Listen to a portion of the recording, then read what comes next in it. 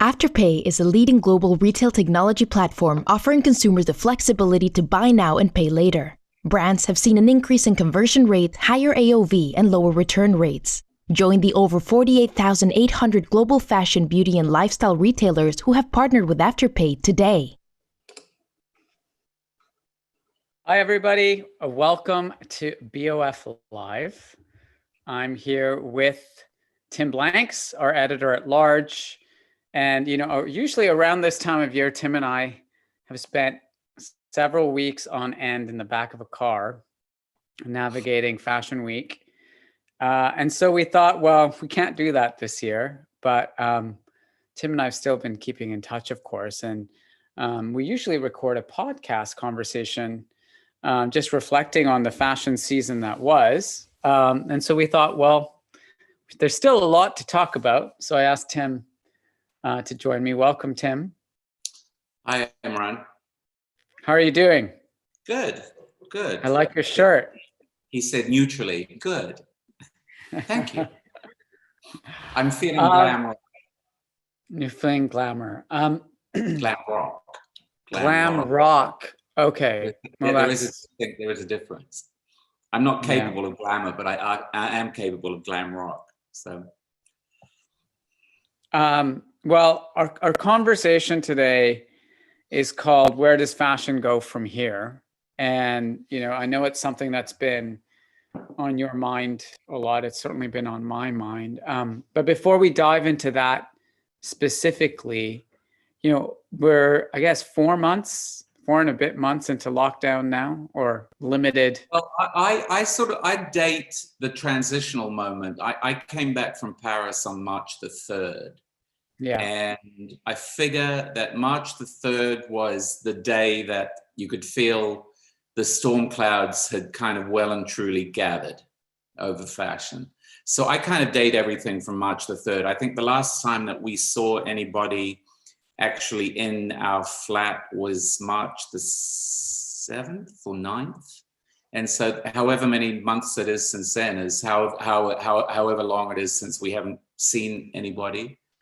And everything's been done like this, kind of digitally. So. And the last time you and I saw each other in person was to record our podcast for the end of that season. And I don't know if you remember what we talked about, but it was obviously a very strange moment, and we didn't know what was about to come. But one of the questions that we were grappling with was whether we would all look back at that Fashion Week and wonder if it was irresponsible for all of us to be sitting, snuggled up next to each other at fashion shows and dinners while this virus was spreading. And what we know now, Tim, is the virus was spreading. Yeah. It was spreading actively in Italy and in France, just as Fashion Week was going on. So looking back now, what do you think? I wasn't thinking irresponsible. I mean, but because, we left Italy, the day we left Italy, Giorgio Armani canceled his show and did the show digitally. And, there was a little bit of kind of huffing and puffing about that. And, oh, that's so dramatic or whatever. And so and then the airport in Milan that night was like the fall of Saigon. It was just so crazy. And it wasn't people trying to get out of the country, or it was people trying to get out of the country, not because they were panicking about the virus necessarily, but just there was this sense of some enormous, ominous force.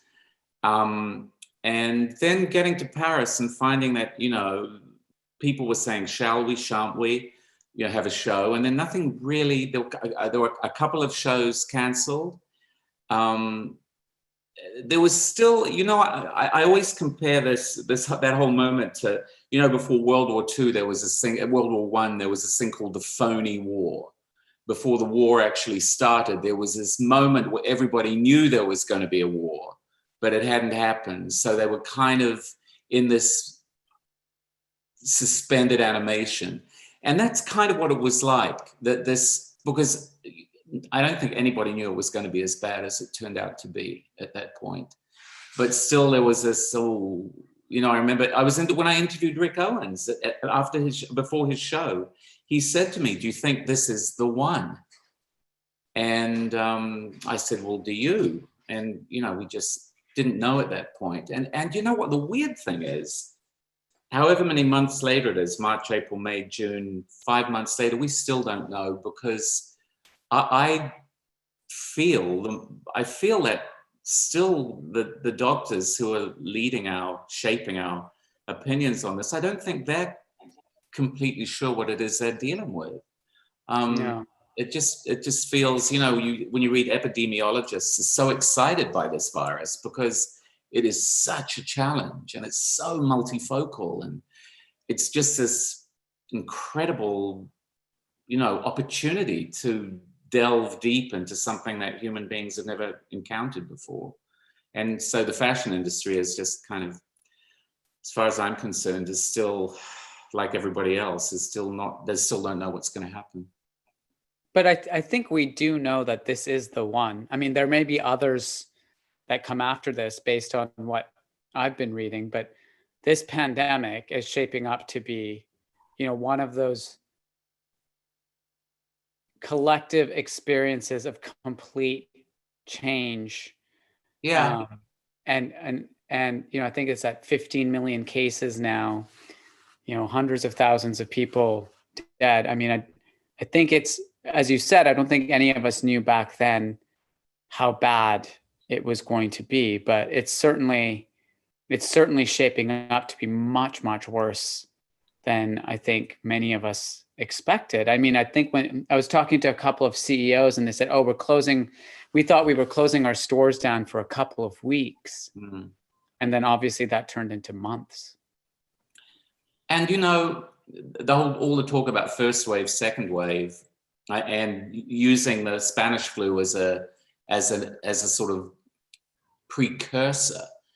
The fact that the first wave was in the fall, and then there was a summer, and then the second wave was in the following fall. Good Lord. I mean, we have no idea what we could be looking at in another 4 or 5 months. So, it's been a challenge, I think, a real, huge challenge for absolutely everybody on every level of every life, almost everywhere in the world. So, and there's nothing like that has ever happened. Yeah. How is it? So let's talk about Fashion Week, because, without intentionally aging you, but you've been going to Fashion Week for something like 3 decades or more. Is that right? I went to my first fashion show in Paris in 1988, but I'd been working in the industry for a few years before that. So, yeah, 45 years. Okay. So this is the first. So this is the first season in ever that you've missed. 9/11 was seriously disrupted. The shows in Europe did happen after 9/11, but there was that sense of incredible disruption.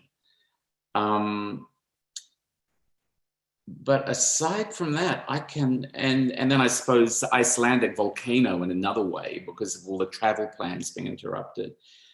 But in the sense that there was something that was utterly incompatible. No, there's never ever been anything like this. It wasn't a do we, don't we? It was a we don't. So there's never been anything like this. Do you find that you missed being at Fashion Week? Do you miss that environment? Do you miss the shows? Do you miss those amazing conversations you have with the designers? Do you miss hanging out with me back in the back of the car? I mean, that little petri dish of car that we drove around in. I don't know, maybe we are some kind of weird lower life form, because I'm positive that we must have been exposed to the virus while we were traveling in Milan and Paris, and for some reason it just took one look and ran the other way. But to be honest, there were other things that I found equally engaging. I have never exercised in my life. I was on the swim team at school. I lie, but that was 100 years ago. I started walking furiously through the world, like soaking in the chirping birds and the clear blue skies. We had that amazing weather. It was like nature was saying, "Oh, you're off my back. I'm gonna enjoy myself." And we had that amazing weather, and it was so good to be out and doing things and doing things I don't usually do. And I got really hooked on Top Chef on television, the American Top Chef. I'm up to series 11. Tom Colicchio is my new hero. Did you watch all of them? I watched every single. I'm in series 11, and I think there's 6 more. Wow! Oh, it's so good. It's so reassuring to know that there's a big lump of Top Chef I haven't seen. I mean, this is the mind. The time became so elastic that your mind settles into these kind of reassuring banalities. And so when the show time rolled around, and I was thinking, today I would be at, today I thought a little bit, today I would be at, today I would be going here, today I would be. No, I didn't miss it. I mean, it wasn't like I said, it wasn't like I wasn't in touch with people. And this communication I found quite interesting. This meaning Zoom. Zoom and talking to people. Yeah, because it was sort of controllable. And I've had some good conversations.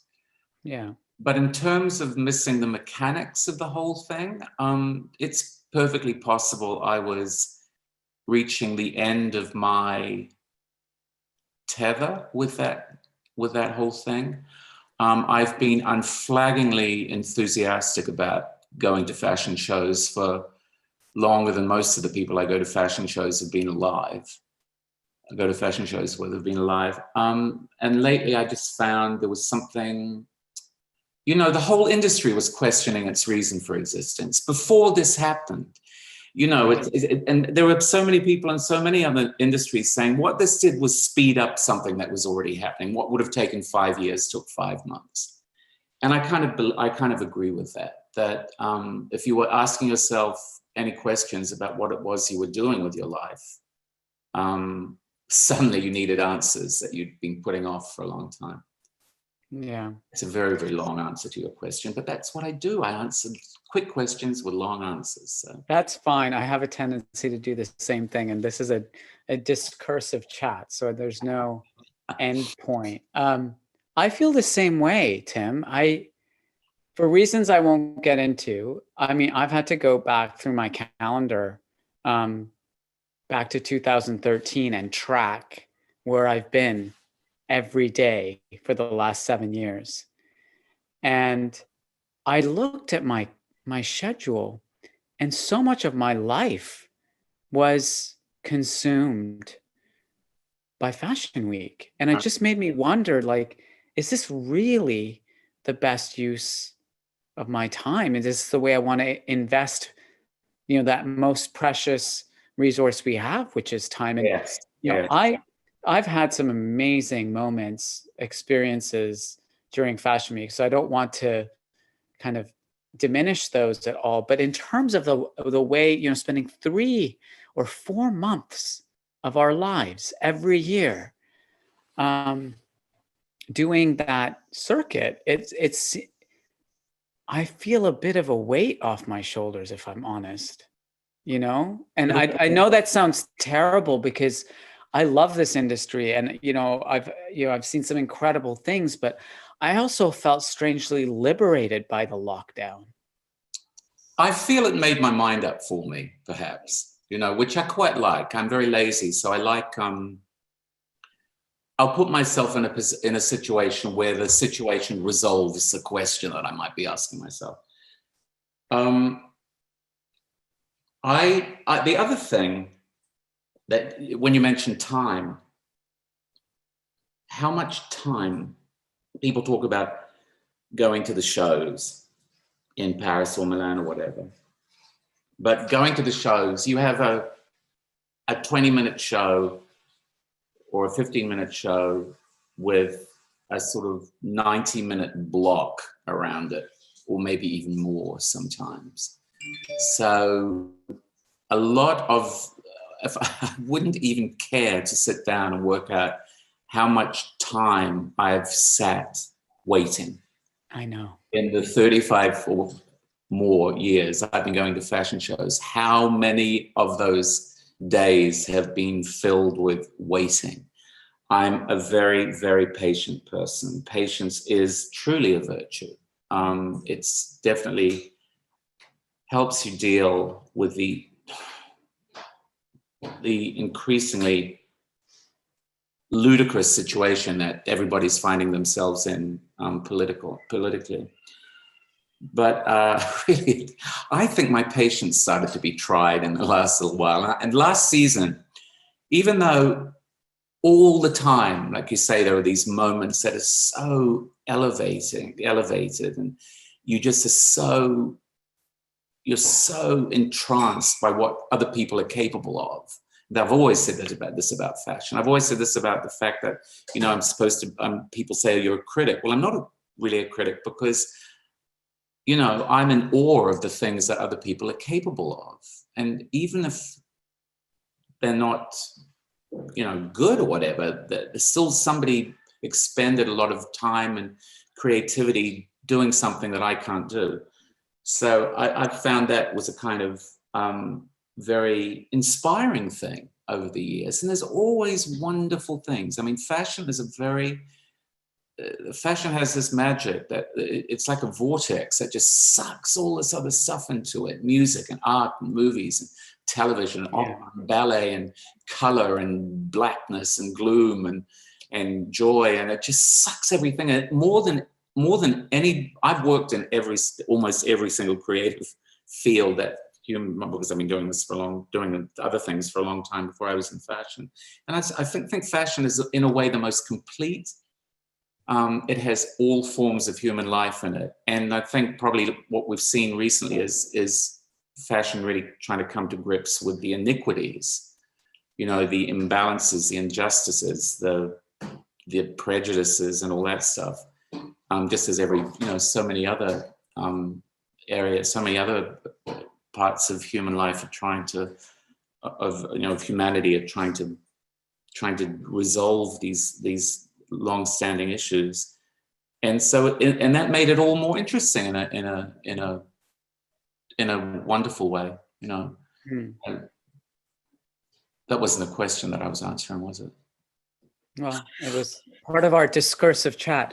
So in light of the kind of acceleration or illumination that this period has given to you about your opinion on Fashion Week, and added on top of that, you know, the discussion that, you know, you and I have been having, and the series you've been writing about some of your top fashion shows of all time, those amazing experiences that are like logged in your incredible brain.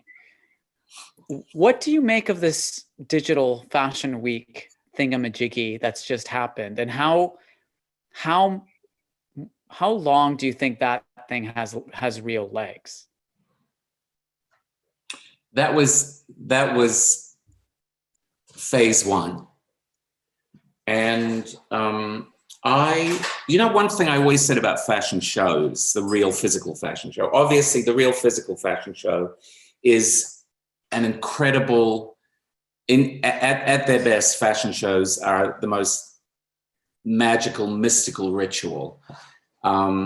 Irreplaceable, because their whole reason for being is their physicality and the sort of communion, the communion of people, the investment that an audience makes in an incredible show, the investment that everybody who creates a show, from the designer on down, makes in a show. And you get this incredibly elevated, transporting experience. Obviously, that is not, you can't duplicate that on a screen or whatever. But what I've always said, when I was reviewing a show, when I was writing about fashion, I was reviewing a show because that's what the designer wanted me to see of their collection. That is what a designer had created as almost like the sort of ambassador for the season. So I would write about what they wanted me to look at.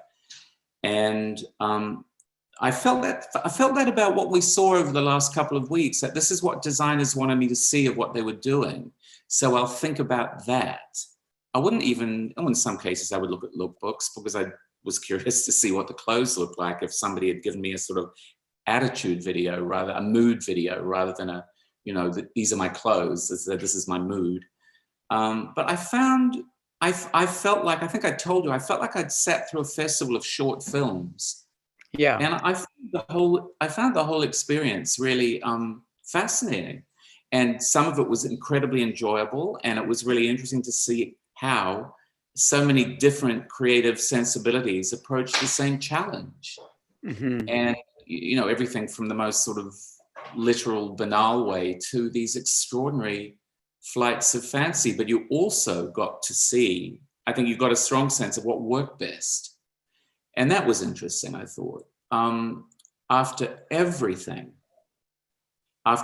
we've seen, after everything we know people are capable of doing now with technology, the things that work best were the most human things, the things that were about people doing stuff, and quite sort of straightforward films of people doing stuff were the things that I enjoyed the most. And so give us some examples. Well, obvious examples for me were the Hermes video, the backstage video. I know that it was technically it was like that sort of, 1917 with the one shot. It was so, the Hermes thing was so seamless, and the way it just led you all around the backstage and just lighted on little vignettes and then moved on to another thing. I thought that was amazing. Also gave you a lot of insight into the collection, into Veronique Makanian's creative, I loved her in that film. Because she's not a showy, post-show interview kind of designer. She just gets the job done and has been doing the most beautiful job for years at Hermes. And I thought this film was, that's the film you would want people to remember you by, I thought. Obviously, John Galliano's film for Margiela was incredible because you saw him at work, you saw him creating, you saw the way he layers his influences, you saw his own experiences wrapped up with Martin Margiela's experiences, you saw a collection literally taking shape, which I thought was incredible. I thought Kim Jones's video for Dior, an interview with Amoako Bofo, the artist he was inspired by, collaborated with for that collection, was wonderful because, if you think that how many people who are coming to look at the new Dior collection would know who that artist was. You watch that video, you knew who he was, you saw what he did, you saw his milieu in Ghana, you saw Kim talking about him, you saw how it all connected. And it was the kind of thing, if you'd seen that and then you saw an actual show with the collection, it would have been lovely to see the actual clothes in movement and to feel, how sensual they were or whatever. But you got an amazing sense of the collection with the film that Chris Cunningham edited, the footage that Bofo shot in Ghana. And then Jackie Nickerson, amazing photographer, made a more impressionistic film of the collection. And those two of those things together, you knew the clothes, you understood the clothes, you got their attitude, but you also got their dream, but you got their reality. I thought that was incredibly good. These things that gave you a glimpse, and then Alessandro Sartori on Friday doing his Xenia film for the 110th anniversary. Xenia was planning to do a huge show, physical show in Treviro, where the Xenia mills were built 110 years ago. And obviously that was impossible. So he decided to show you something you would never have been able to see otherwise, which was this 3.3 kilometer catwalk, which has to end up in the Guinness Book of Records as the longest catwalk ever. It wasn't really, it was a 3.3 kilometer trek that the models made. combining digital and physical, through the forest, the Xenia forest. There actually is a Xenia forest, which is, fabulous. I wanted a wolf to jump out and grab a model as they walk past, or a deer to run through or something, because apparently there are lots of wolves in those woods.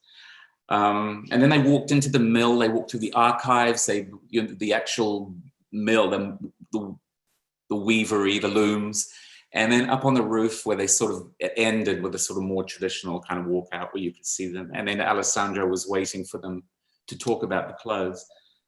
And all of this was a sort of, I guess it boils down to a behind the scenes, but they were all so intelligent, and then of course Gucci did the daddy of them all with a kind of Warholian 12-hour point the camera and see what happens, man sleeping for 8 hours, Empire State Building for 12 hours. This was Gucci, the camera just pointing at the things happening or not happening.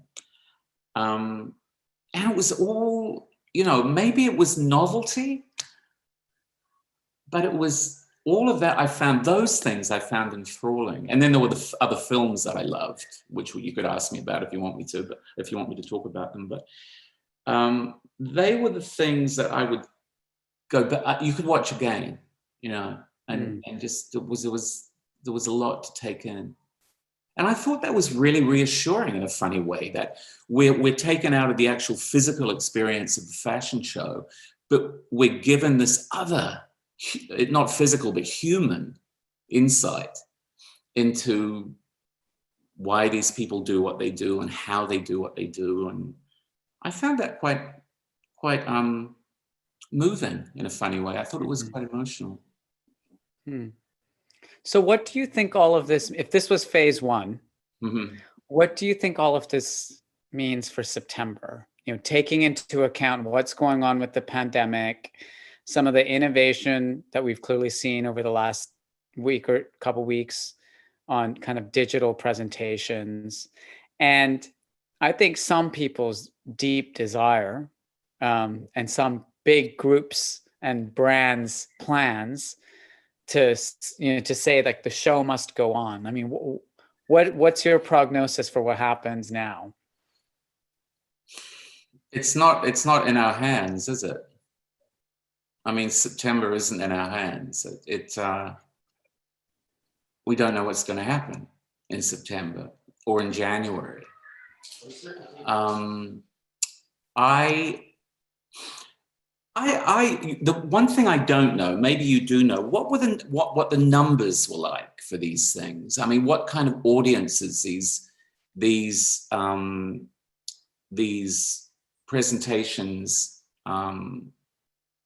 got.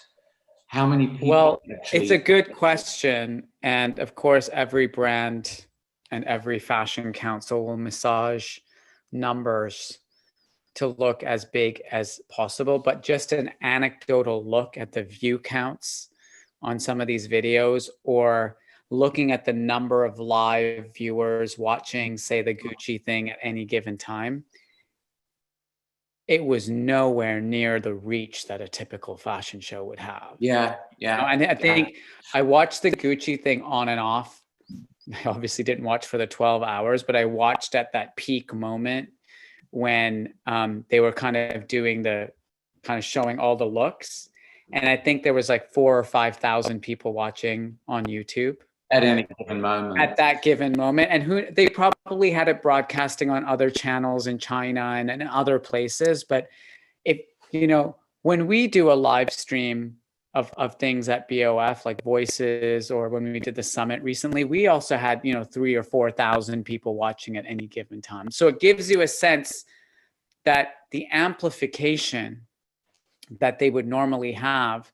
And I think if you saw the press coverage that came after, I mean, some people were telling me, Fashion Week coverage used to get 6 pages in like Le Figaro in Paris, and now it was reduced to 1 page. So the kind of overall reach, I think we'll have to wait to see what those massaged numbers looks like that we get back from some of the brands. But it's a question I posed to our editorial team today to say, like, let's go look at some of the numbers and see what the marketing value or earned media value is of some of this stuff, because I suspect you're right that it's, or at least I think you were implying that perhaps it didn't reach as big an audience. Well, you know, like the Fédération in Paris, for example, they had that schedule, they had that calendar, and it was very easy to click on just scroll down a day and watch every post, watch every video, whatever. And I just wonder, you know, how many people sat and did that. I mean, the Hermès film I come back to, the people who maybe had no interest in Hermès, but how riveted they were by the film. I mean, and there's obviously, I don't know what the payoff is in something like that. It's, you know, is it a brand building exercise or what exactly is it? But it was, you know, some of them were so entertaining, and then some of the films, I mean, if you didn't know who Raoul Mishra was, for example, the Indian couturier who had a very beautiful little film during the couture weekend in Paris, of his clothes being made. And I found that was it. When I talk about the behind the scenes thing, another thing that I was drawn by, and I consider myself a pretty basic kind of person in this. I really like watching stuff being made. And, you know, Dior Couture had this film, Matteo Garrone, who's an amazing film director, but he made this, you know,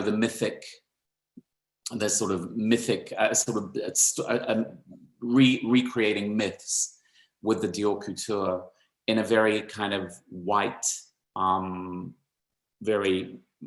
it's interesting how white that was versus how, you know, Dior Men was inspired by black artists and used black models like the artist's friends and family. And Dior was this white, quite blinding white, which is kind of a shock from this director.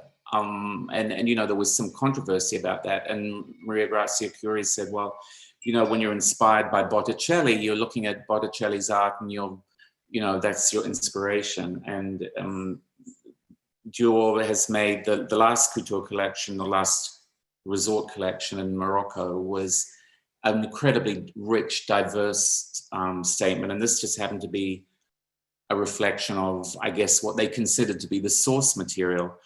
And people said, well, how come nobody said anything about it? And I was thinking afterwards that Matteo Garrone is such an amazing film director. I suppose if Martin Scorsese had made your collection film, the film for your collection, I guess, I don't know how many people are going to say, Mr. Scorsese, you know, you've taken one particular track on this film. And I don't know whether that was the case. A lot of people talked about it on social media. Yeah, it got picked up, definitely. Yeah. Yeah, I think maybe the kind of mainstream fashion press didn't cover it in that way. But in terms of the conversation that was happening online, it certainly provoked a response, especially in light of, you know, all the conversations that we're having inside fashion and beyond. It just felt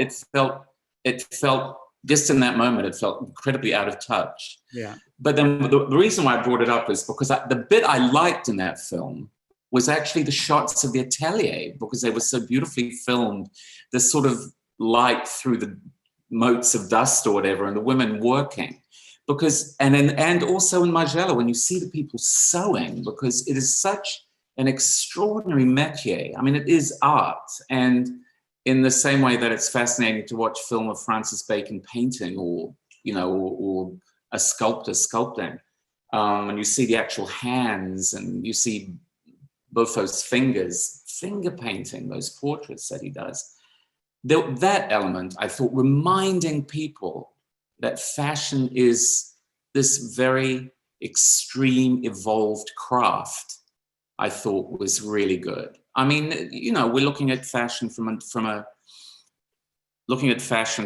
this. What this digital few weeks did was we're looking at fashion from a number of different angles. I mean, I think Jonathan Anderson did it better than anybody. With he made those boxes. He made a box of his own. That box was just mind blowing. Well, he called them time capsules, and in 100 years, people are going to be looking at those boxes thinking, wow, what was that time? You know, like they look in an Andy Warhol box where he kept everything, you know, for a week or whatever, or a month, and then sealed it and put it away. And you open it now, and those boxes, when they're open now, are just mesmerizing. And I think that was so clever.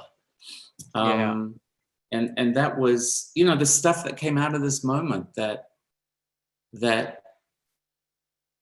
you know, I talked about Raoul because I love that, but Mihara Yasuhiro, from the Japanese, by the way, aced these digital fashion weeks.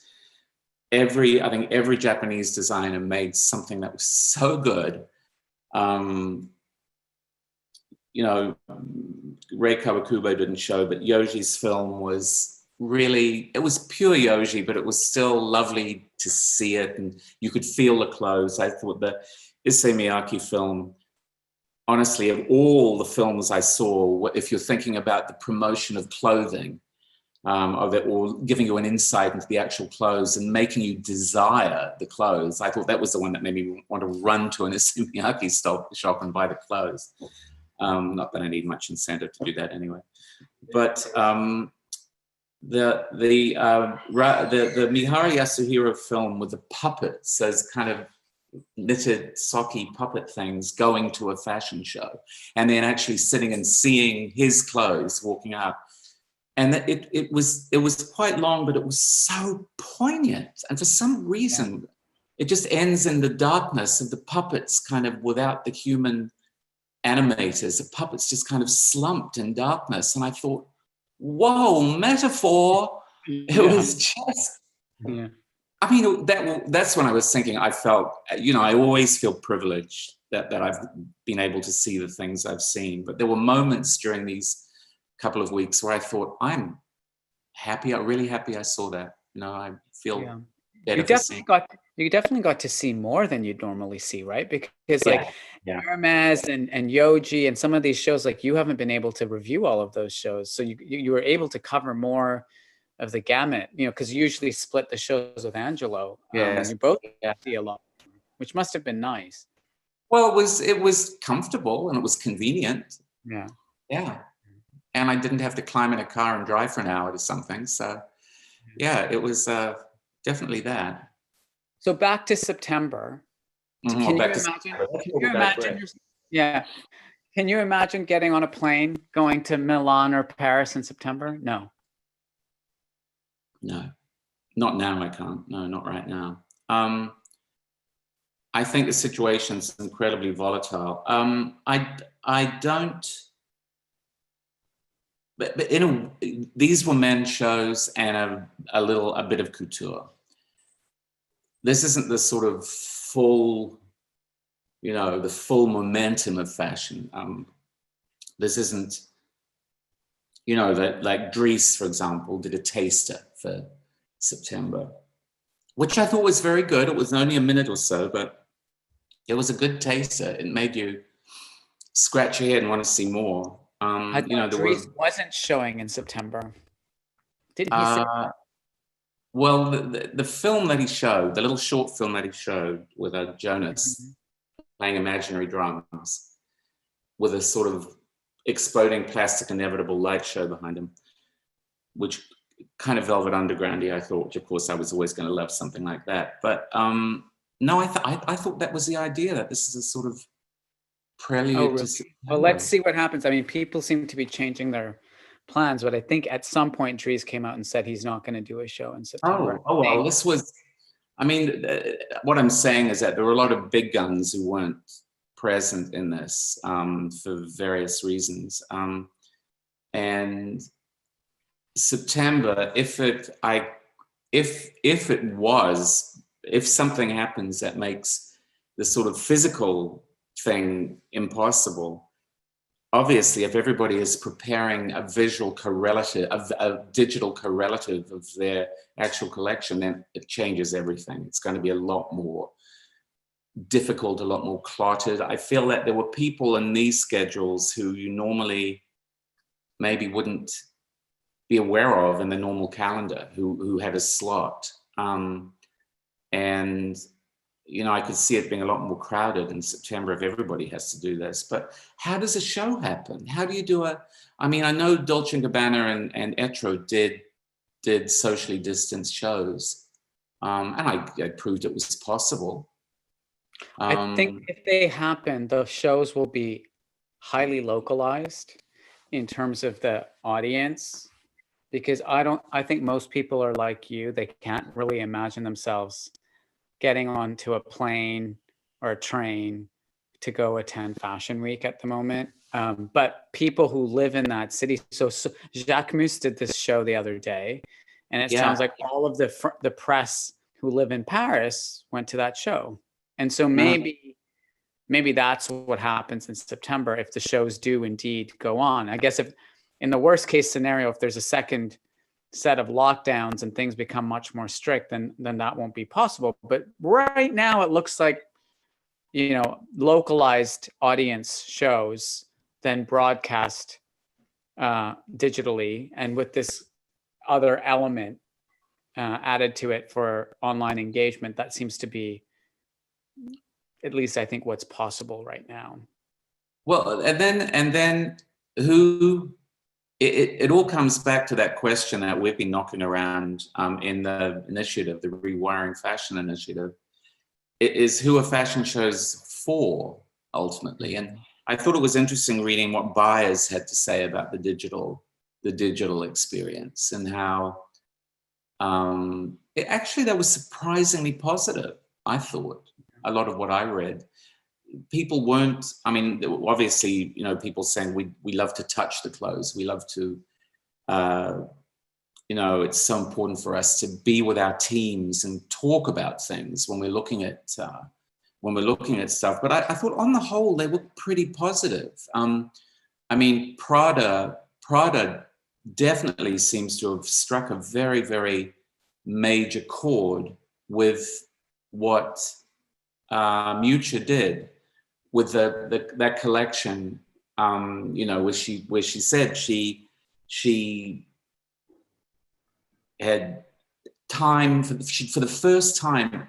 I think she said almost since her very first collection, she'd actually had time to think about what she does and why she does it, because she wasn't wrapped up in meetings and dinners and all the fandango that goes on around fashion, that she was locked down and she was in her garden and she learned how to do Zoom and she could get in touch with people. And the collection was it was essential. It was so much the essence of Prada, stripped back to a sort of blank slate, but which is what you love, which is what you loved about Prada when it started, that it was this incredible distillation of why you wear clothes with this gloss of desire, not just that you wore them, but you wanted to wear them. And then having the 5 different points of view making films, you see that, you could imagine that as some kind of blueprint for inspiring people to look at what you've done, giving them a real kind of banquet in a way.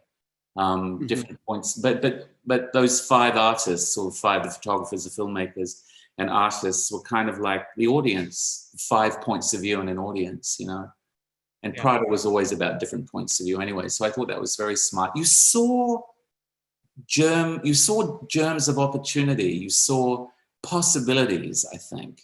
You saw that if this did go on, if fashion lived like this for the next couple of years, although Oxford did come up with that vaccine today, didn't they? They're being that news broke like an hour or so ago. Yeah. And officially, it's showing promise. So let's see. I think there's still some more trials. Yeah.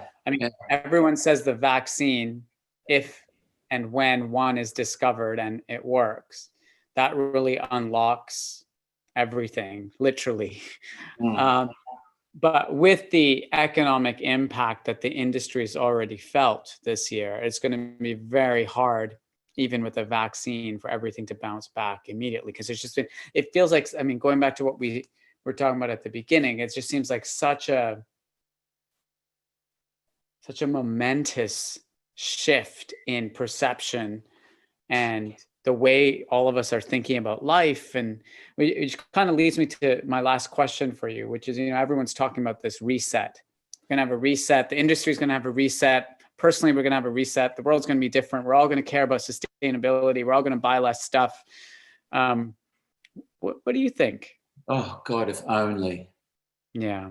If only the whole notion that less is better and less is more, and Schumacher's small is beautiful becomes everybody's Bible, and I think I've said it a dozen times over the whole Zooming thing over the last few months, but I always imagined in a way that fashion would go back to being, and pardon me if you've heard me say this 1,000 times, fashion would go back to being the dressmaker, the tailor, and the cobbler. And we saw the world village over the last few months really quickly. People really adjusted to living in their village. You walk to your shops, you walk home, you go to your park or whatever. You live in it.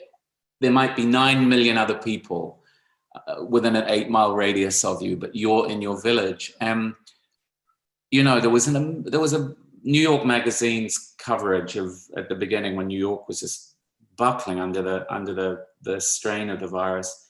There was a wonderful article about sort of future medievalism or medieval futurism, where the writer imagined a sort of new feudalism where there was such a reset that very fundamental human values reasserted themselves, and the notion of need became a much more sort of basic, barterable situation. And I don't know, I talk about that like it's some kind of ideal for me. It would be very, very hard for somebody like me to live like that. But I'm much too self-indulgent and I'm not a hardy type.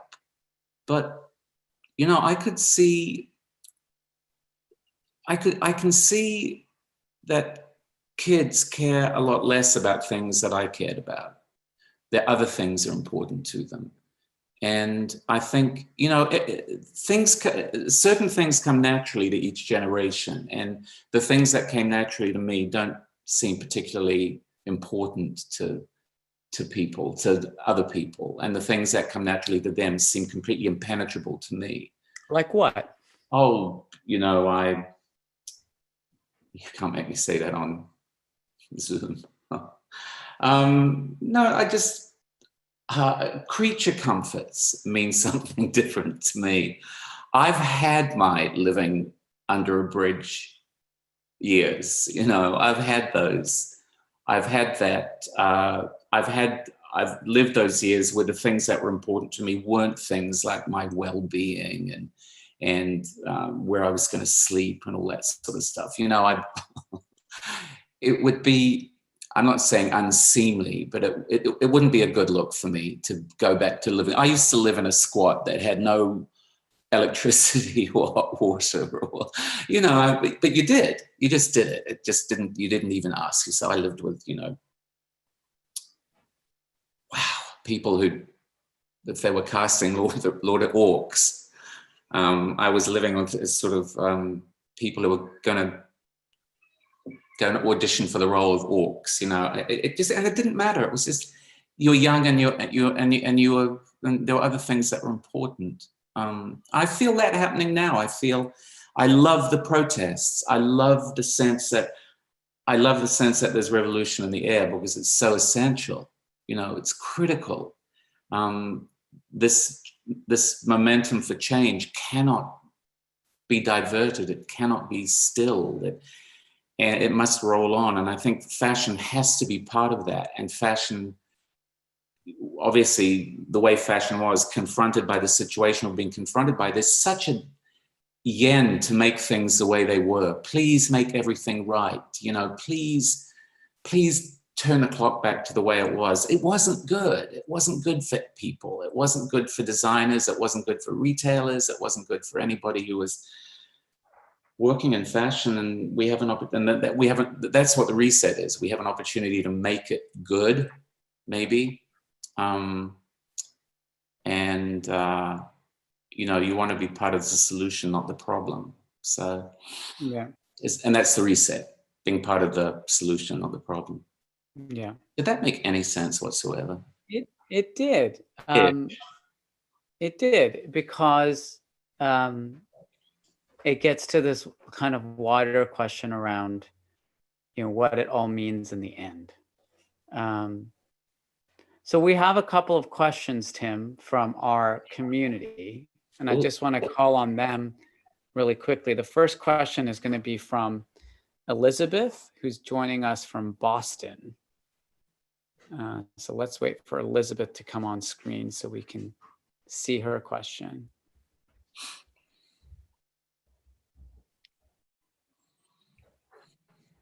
Hello. Hi, Elizabeth. How are you? Yeah, timely with where you're ending your conversation just now. My question was a bit about that. Tim, like you mentioned, the momentum just can't be lost. We've just had this huge disruption and a lot of change and revolution in the air. So last month at the Professional Summit, the question was posed to the audience about what was the biggest challenge facing our industry in 2020. And I wanted to ask you both the same question. And not just that, but where does our industry start? Which of these challenges could we actually really own and lead society-wide, show other industries perhaps how to evolve quickly out of this? Me, you, Imran? Both of you. Go first. You go first. I would say the most critical challenge facing the industry is inclusivity. That it has to embrace. It has to be more inclusive and embracing. And I feel that covers a massive waterfront of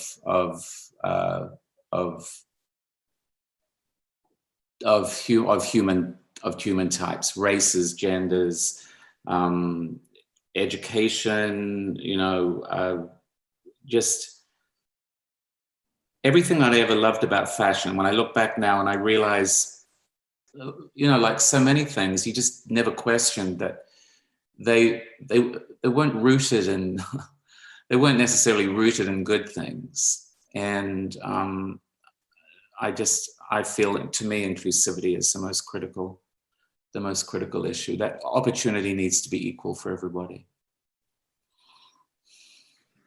Yeah, I think I'm very much aligned. I think I would frame it in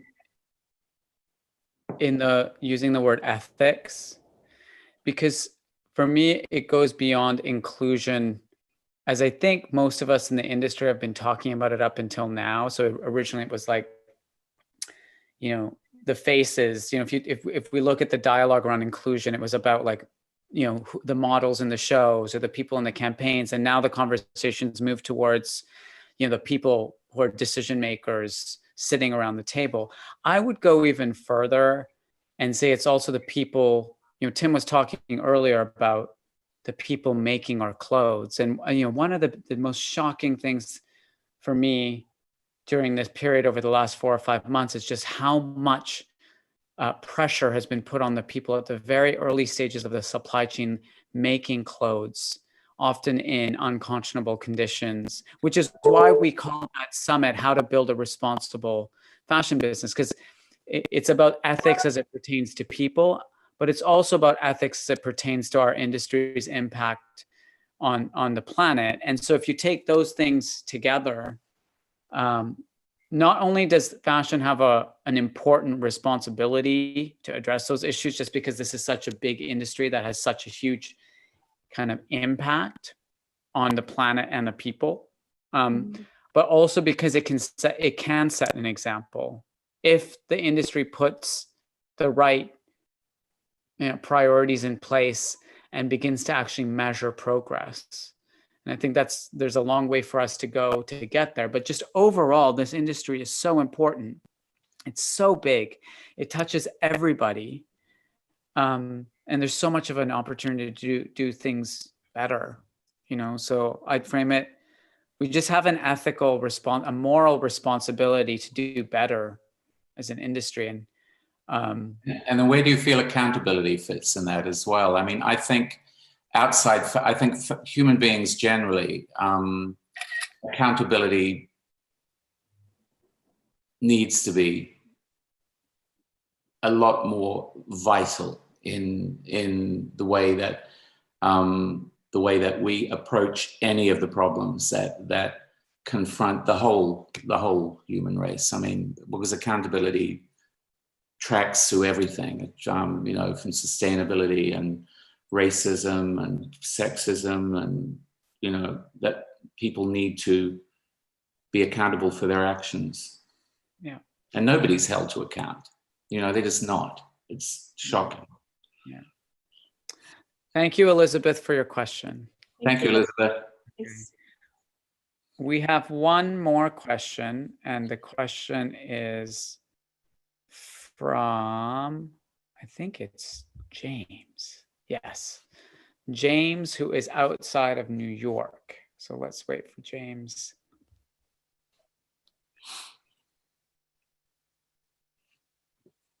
Hi, James.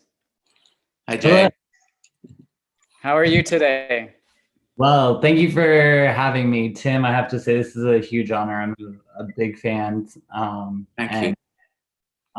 My question for the two of you is, how does the idea of trend, quote unquote, change?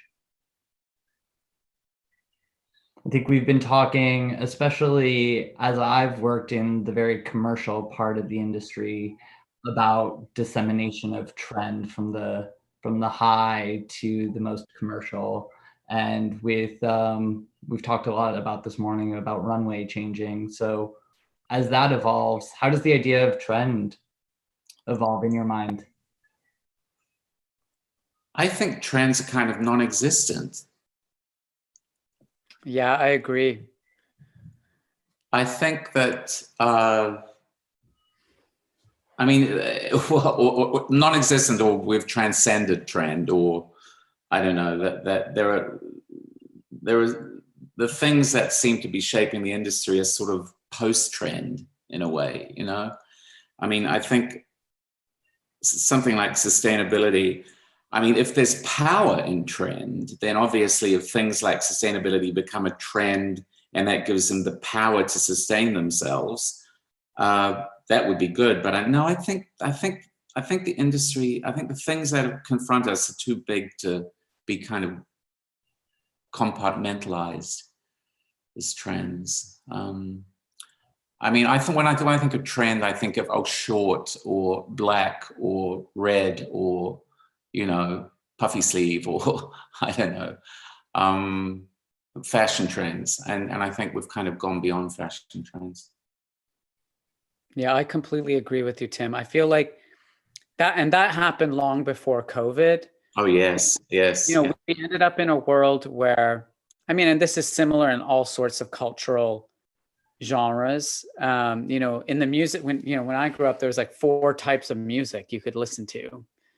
Now there's like an infinite number of genres of music. It's the same thing happened in fashion. It's like everything just got sliced up into, different tribes and different, aesthetic preferences. And people just kind of, this idea of there being one hem length or one color or one silhouette for a certain period of time, like that seems very antiquated to me. Yeah. To underscore what Tim said, the things we're grappling with as an industry right now are far beyond trends. They're like massive cultural movements addressing huge, in some cases, existential questions about the future of the planet or, inclusion, as we were talking about earlier. So they seem so much more important than just trends. And I think what our industry has been accused of is that we're treating these very serious issues as trends because that's how we know to treat things. And I think what's becoming really clear as we need to overcome that idea of like, okay, for this season, I'm going to talk about sustainability, or for this season, I'm going to talk about inclusion. It's so much more important than that. And I think trends are also a marketing idea in a way as well. We're doing 70s, and I think that it was much easier to market stuff than it is now. I think everybody's so much more skeptical or cynical or self-determining, or you can't say to people, oh, it's all about I Dream of Jeannie this season, and everybody does that. And maybe it used to be like that, actually. It did. Yeah. Or you'd have one designer who set the pace for a season, and it just doesn't happen anymore. Yeah. What do you think, James? I agree that the idea of trend is dead. I loved what Kathy Horn wrote a few years ago in the New York Times about it. And I think that if we were to encapsulate a trend, that it's individualism and that it is diversity that you were talking about. And I think the idea of trend has expanded. So maybe the term itself is not valid. Yeah. But I think that there are important movements that fashion embraces because people like us love it. And it has so much great power. So maybe the trend is just enlarged. Wow. So maybe the idea doesn't fit, but the power is important, I think. Well, if the trend is individuality, then the trend is splintered into a million. Exactly. Well, a million pieces, maybe. I mean, when the trend is individuality, suddenly everybody trying to be individual kind of looks the same. So. It's like fashion is a form of self-expression, and there's so many different kinds of identities now that people have and want to project through fashion. So like slicing it up into like 4 boxes, or like 4 pages in a magazine saying jungle, military, all that nonsense. I feel like that's over. Well, it's still equally important to protect, right? Because if the midi skirt was something to protect from a commercial lens, then maybe individualism is important to protect. It's a tent pole still. Yeah. Because that's all we are in the end, individuals, isn't it? No getting around that. Well, on that note, James, thank you so much for your question. Thank you, James. Good to see you. And thank you, Tim, for our chat. It's not the same as our old chats because we got to do them in person, but I'm glad we got a chance to catch up. But and we could do catch-ups. It doesn't have to be after shows, because presumably there'll be things to sort of talk about as this situation evolves. I mean, it really is. It's so interesting that nobody knows. There is no one person you can look to who can tell you with any confidence that they're sure that this or that is going to happen next. And I don't think there's ever been a moment where the human race was so utterly rudderless. We have no pilot. We have Anthony Fauci, and we have people like that, but they don't know. And they know more than the rest of us, but nobody's really listening to them. None of the leaders are listening to them. But we are, and we're listening to them. And what we hear them saying is that, yes, they know a lot, but they can't tell you this is going to happen next. Exactly. And so fashion, when we say what's going to happen in September, we can say what we would like to happen, but we can't say with any certainty that it's going to. Whereas last September, we could say, oh, on September the 20th, we are going to be sitting at a Dries Van Noten show. Or September the 21st, we're going to be at a Rick Owens show or whatever. And we can't say that. We can't. I don't know. There's something I kind of like about that, because, it reminds you that you are an animal.